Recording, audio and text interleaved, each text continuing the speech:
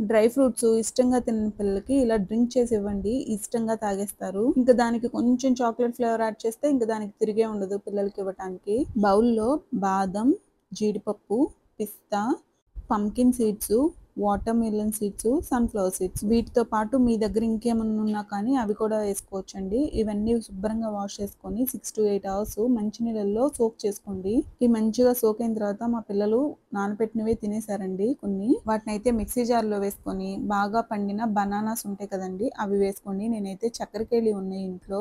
ఒకటి వేస్తున్నాను. బాగా పండినవైతే గనక షుగర్ కూడా ఏం అవసరం ఉండదండి. కావాలి అనుకుంటే ఇంకొక బనానా కూడా యాడ్ చేసుకోవచ్చు. ఇందులోనే 1 స్పూను కోకో పౌడరు, 1 గ్లాసు చల్లటి వాటర్ వేసుకొని మిక్సీ పట్టేయటమేనండి. ఈ వాటర్ ప్లేస్‌లో కావాలంటే పాలు కూడా యాడ్ చేసుకోవచ్చు. ఈ dry fruits, banana, cocoa powder వీటన్నిటికి మిల్క్ యాడ్ చేస్తే ఇంకా హెవీ అయిపోతుందని నేను ఇలా లైట్‌గా చేశాను. నచ్చితే గనక తప్పకుండా ట్రై చేసి ఎలా వచ్చిందో కామెంట్ చేయండి. బాయ్.